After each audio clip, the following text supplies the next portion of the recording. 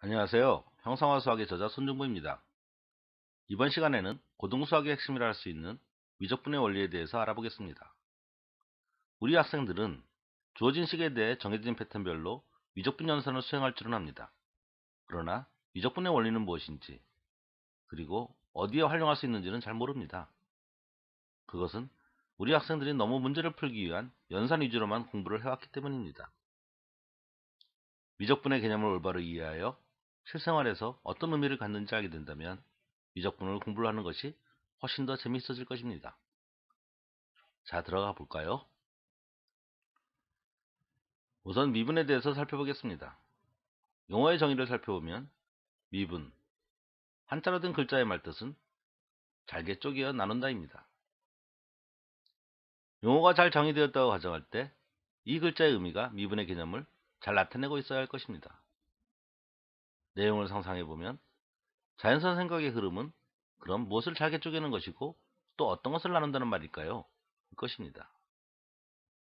더 나아가기에 앞서 잠깐 미분의 탄생에 관련된 이론적 배경에 대해 살펴봅시다. 미분의 개념은 변화율에서 출발하였는데 그 내용을 우측 그림의 예를 가지고 설명하도록 하겠습니다. 누군가 자동차를 타고 오후 1시에 A지점에 있다가 오후 3시에 B지점으로 움직였습니다. 그럼 이 사실을 가지고 무엇을 알 수 있을까요? 그리고 무엇이 궁금할까요? 아마도 얼마나 빨리 움직였나가 아닐까요?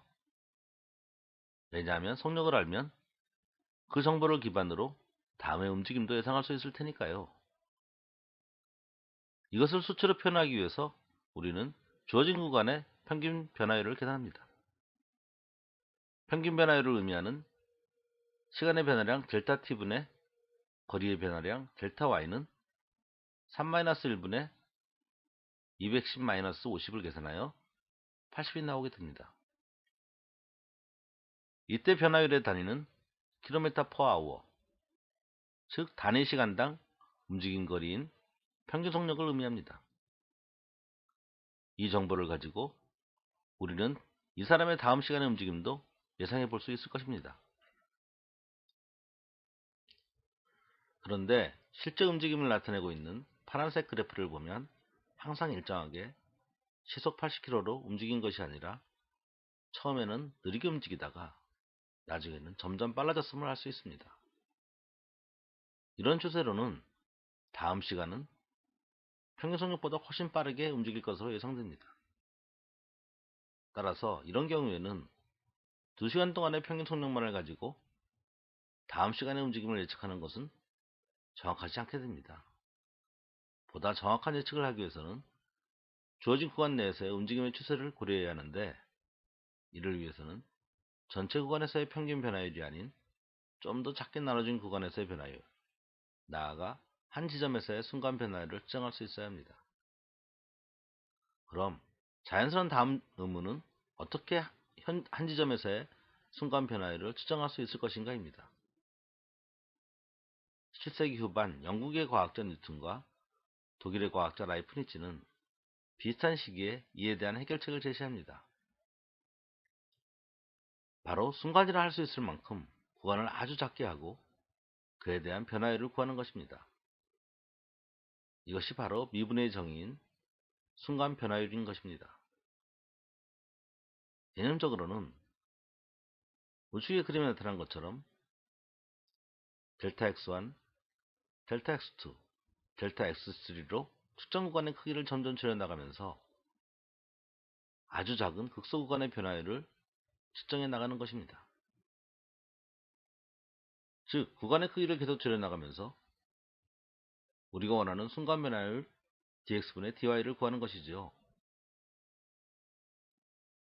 x는 이꼴 a에서 이렇게 줄여서 만들어진 극소 구간을 a, a 플러스 델타 x dx를 할 때 이 내용을 식으로 고쳐야 하면 x의 변화량 델타 xn을 n분의 b-a로 설정함으로써 n이 증가함에 따라 크기를 점점 줄여나갈 수 있고 이에 상응하여 y의 변화량 델타 yn은 fa 플러스 델타 xn 마이너스 fa로 설정합니다.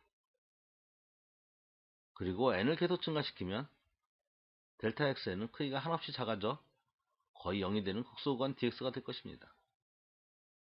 그리고 상하의 dy는 fa 플러스 dx 마이너스 fa가 됩니다.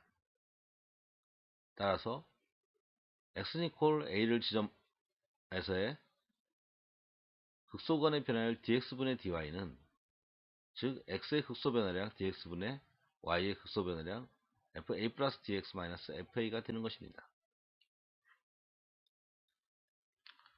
바로 미분의 기호 dx분의 dy는 극소구간의 변화량 dx와 dy를 가지고 평균 변화율을 구하는 나눗셈 연산입니다. 즉 미분의 말뜻인 잘개 쪼개어 나눈다에서 잘개 쪼개어는 dx와 상하는 dy를 나눈다는 dx분의 dy를 뜻한다 하겠습니다. 좌측 그림은 극소구간에서의 dx와 dy의 상관관계를 표현하고 있습니다. 이때 비율 dx분의 dy는 바로 기울기에 해당되므로 순간 변화율을 순간 기울기라고 말하기도 합니다. 그리고 우측 그림은 그러한 내용을 적용하여 각 지점에서 순간 변화율을 구하는 상황을 표현하고 있습니다. 이러한 내용을 기반으로 x는 이퀄 a에서의 미분계수 f.a는 다음과 같이 정의하고 극한의 원리를 이용하여 그 값을 계산합니다. f.a dx분의 dy는 x의 극소 변화량 dx분의 y의 극소 변화량 fa 플러스 dx 마이너스 fa 그리고 이를 극한식으로 표현하면 델타 x가 0으로 갈 때 델타 x분의 f a 플러스 델타 x 마이너스 fa가 됩니다. 여기서 극소구간 dx는 x의 변화량 델타 x의 크기가 한없이 작아져 거의 0이 되는 극한식으로 표현될 수 있습니다. 학생들이 외우는 다양한 미분 공식들은 위의 정의에 따라 극한의 원리를 이용하여 계산된 결과를 유형별로 정형화시킨 것이라 할 수 있습니다. 안타깝게도 요즘 많은 학생들의 공부는 미분 개념의 올바른 이해 없이 단지 문제를 풀기 위해 그러한 공식들을 적용하는 연습을 하는 것에 머물고 있는 실정입니다. 기본적으로 미분의 연산적 성격은 나눗셈 연산의 극한값을 구하는 것입니다. 단순히 유형별로 공식의 적용 방법을 암기할 때는 이 생각을 놓치기 쉬우며 매기변수 미분과 같이 확정된 상태에서 미분을 적용하는 데 어려움을 겪게 됩니다. 이러한 미분의 발견 정의는 순간의 변화를 식으로 고쳐할 수 있게 함으로써 실시간으로 변화하는 현상에 대한 체계적인 연구를 가능하게 하였습니다. 이를 기반으로 과학의 발전은 새로운 지평을 열게 되었습니다. 이번에는 적분에 대해 알아봅시다. 적분은 무엇일까? 이 질문에 우리 학생들은 우선 적분은 미분의 반대, 유견선이다 라고 배웁니다. 그리고 대부분의 학생들은 미분의 공식을 역으로 적용하여 유형별로 적분 문제를 푸는 방법을 익힙니다. 그래서 기본적인 개념에 대한 이해를 묻는 거지만 알고 있는 형태 이외의 문제가 나오면 어찌할 바를 모르는 경우가 많습니다. 지금부터 적분이 어떻게 미분의 역연산인지를 살펴봄으로써 적분의 개념을 형성해 보도록 할 것입니다. 우선 용어의 정의부터 살펴봅시다. 적분. 한자로 된 글자의 말뜻은 잘게 나누어 쌓는다입니다. 그럼 무엇을 나누고 무엇을 쌓는다는 것일까요? 잠시 배경 이론들을 살펴봅시다. 앞서 살펴보았듯이 오른쪽 그림과 같이 한 점 x는 이퀄 a에서의 미분값 f.a란 그 한 점을 포함하는 극소구간 a, a 플러스 dx에서의 기울기를 뜻합니다. 그리고 임의의 점 a를 그냥 x로 표현하여 우리는 간략하게 f.x는 dx분의 dy라고 쓰는 것입니다. 그러면 주어진 식 f.x는 dx분의 dy를 통해 dy는 f.x dx를 얻게 됩니다. 이체 우측 아래 그림에 묘사된 것처럼 0,x 구간을 무한히 큰 n개로 일정하게 쪼갭니다. 그리고 하나의 구간 n분의 x를 dx로 놓습니다. 그러면 위식으로부터 f.x를 이용하여 각 dx구간에 상응하는 dy 값들 dy1, dy2, 그리고 dyn을 알아낼 수 있습니다.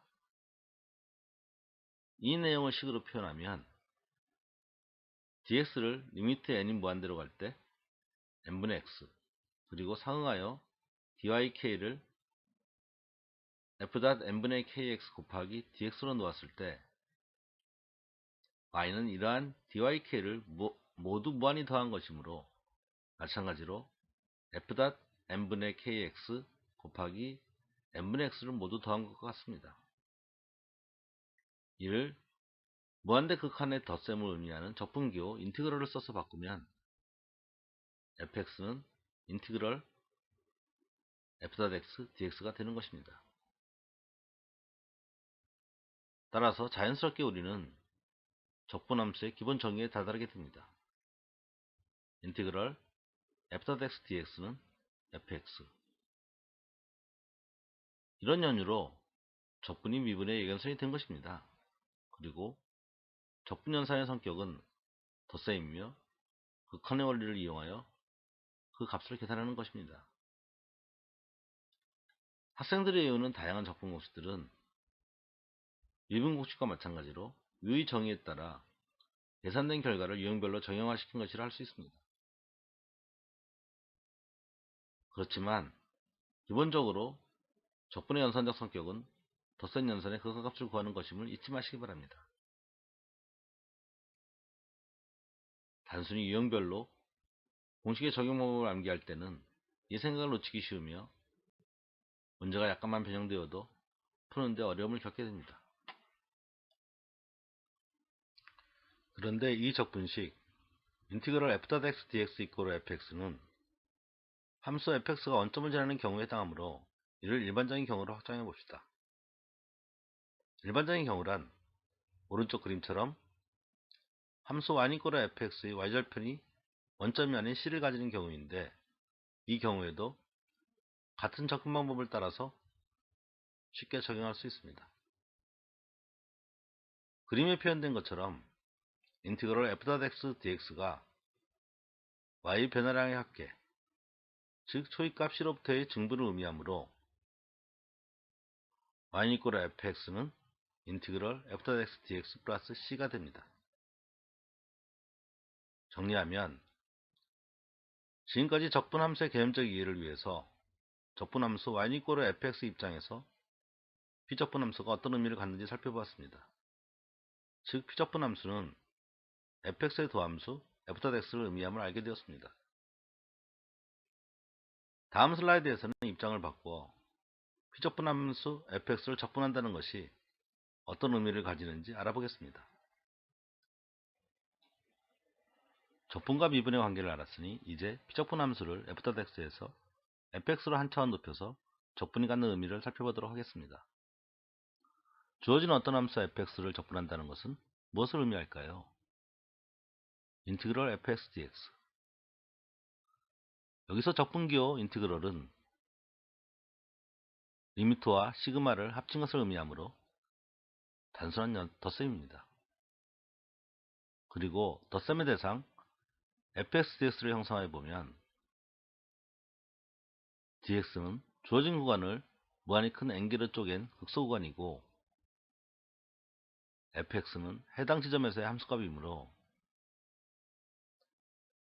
fx dx는 우측 그림에 묘사된 것처럼 밑변의 크기가 dx이고 높이가 fx인 길쭉한 직사각형의 면적에 해당됩니다. 따라서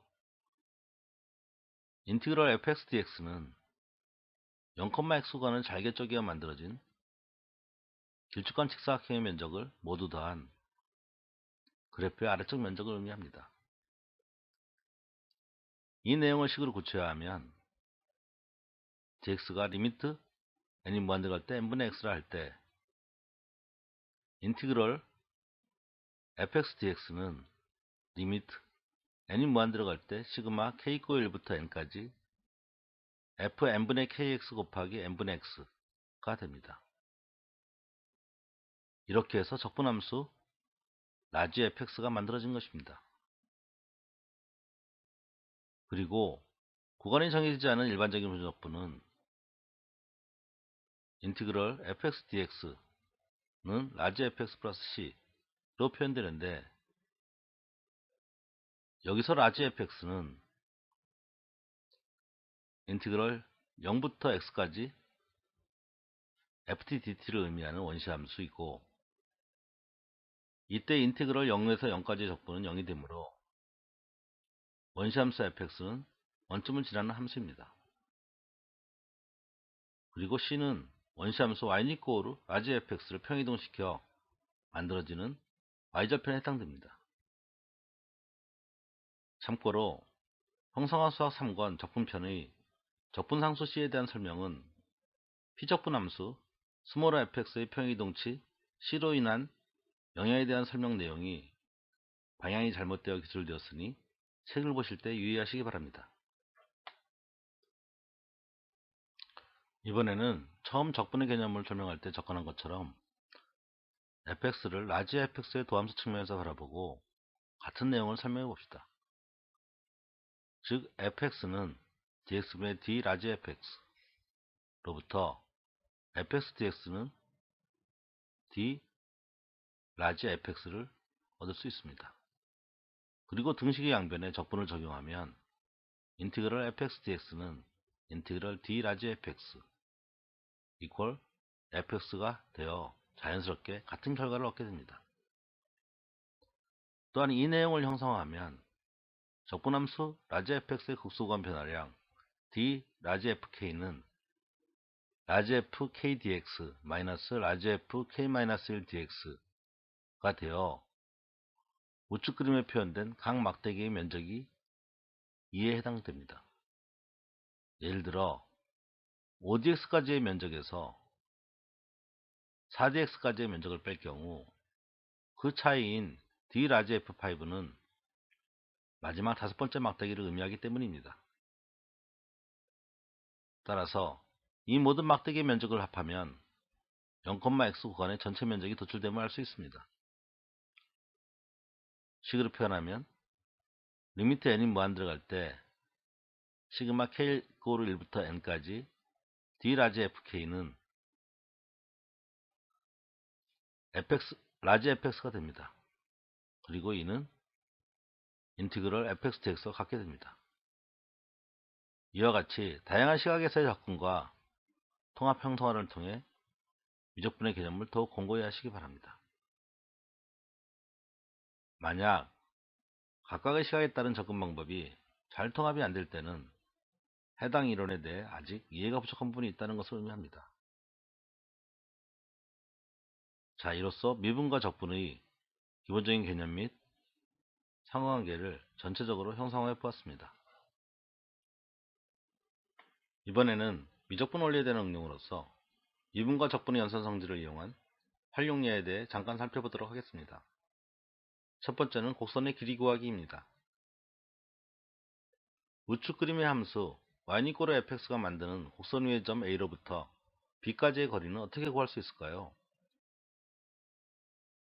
극소 구간으로 쪼갤 경우 곡선을 직선처럼 생각하고 더해나갈 수 있는 미적분의 원리를 생각해 보시기 바랍니다.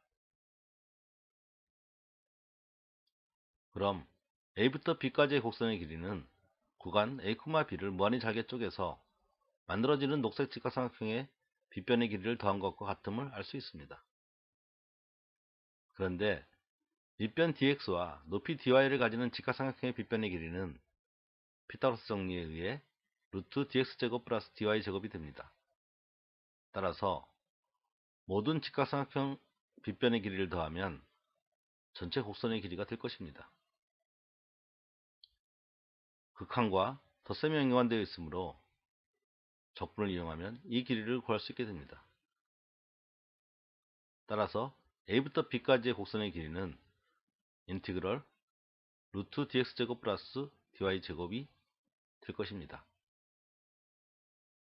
접근 방법이 쉬웠나요? 극한의 개념 하에서 극소구간 dx와 dy를 형성할 수 있고, 앞선 강의를 통해 미분은 극소구간에서 곡선을 직선처럼 생각할 수 있게 하고, 적분은 무한히 더해나갈 수 있는 연산이라는 것을 이해했다면 위의 식을 도출하는 것이 그리 어렵지 않았을 것이라 생각합니다. 이번 주제는 매개변수를 이용한 합성함수 미분의 이해입니다. 도함수 fx와 gx의 합성함수 g0 fx의 도함수는 어떻게 구할 수 있을까요? 물론 미분의 정의를 이용해 다음과 같이 구할 수 있을 것입니다. dx분의 dy는 리미트 x가 a로 갈 때 x-a분의 g0 fx g0 fa. 그런데 궁금한 것은 합성함수 g0 f의 도함수와 원함수 fx, gx의 도함수는 서로 어떤 관계에 있는가입니다. 우선 이 두 개의 구성함수를 합쳐서 하나의 합성함수 g0 f를 만들어 봅시다. 이 관계를 형성하면 우측 그림과 같이 될 것입니다. 그럼 이 관계로부터 x는 이꼴 a에서의 fx의 도함수는 f 이꼴 리미트 x가 a로 갈 때 x-a분의 fx-fa가 될 것입니다. 그리고 gt의 도함수 g.fa는 리미트 fx가 fa로 갈 때 fx-fa분의 gfx-gfa가 될 것입니다. 이제 이 도함수를 이용하여 어떻게 g0 f의 도함수 dx분의 dy를 구할 수 있을지 고민해 봅시다. 그리 어렵지 않게 다음의 관계를 찾아낼 수 있을 것입니다. 즉, 앞에서 정리해 놓은 f.a와 g.fa를 곱하면 아래측에 묘사된 것처럼 자연스럽게 합성함수 g0 f.a를 구할 수 있는 것입니다. 그리고 이 결과는 극소구간을 나타내는 각 매개변수 연산을 통해서도 구할 수 있는데, 합성함수 미분 dx분의 dy는 분모분자에 같은 dt를 곱하여 dt분의 dy 곱하기 dx분의 dt로 바꿀 수 있습니다. 결국 이는 합성함수의 미분 g0 f.x는 겉미분 g.fx 곱하기 속미분 f.x가 되는 결과를 처리합니다. 따라서 두 접근 방법의 결과가 서로 같음을 확인할 수 있습니다. 기본적으로 미분과 적분은 극소구간을 가지고 행해지는 나눗셈 연산과 덧셈 연산임을 잊지 마시기 바랍니다. 마지막으로 실생활 측면에서 미적분이 어떻게 활용되는지 생각해 봅시다. 정의역 변수가 시간일 경우 미분은 무언가를 수행할 때 실시간으로 변하는 능력을 계산하기 위해 필요한 것이고, 적분은 그러한 능력을 가지고 주어진 기간 동안 수행하는 실제 일의 양을 계산하기 위해 필요한 것이라 할 수 있습니다. 예를 들어 우주선 이동 시 실시간으로 변하는 속력과 실제 이동거리를 계산할 수 있어야 적절한 순간에 필요한 제어를 할 수 있게 되고, 그래야 목적지에 무사히 우주선을 보낼 수 있게 될 것입니다. 우리들의 일상이 결국 능력을 키우고 그것을 실행하는 것이라 생각할 때 미적분의 원리는 정말 뗄래야 뗄 수 없는 것입니다. 이번 강의를 통해 미분과 적분에 대한 올바른 이해를 하셨기를 바랍니다.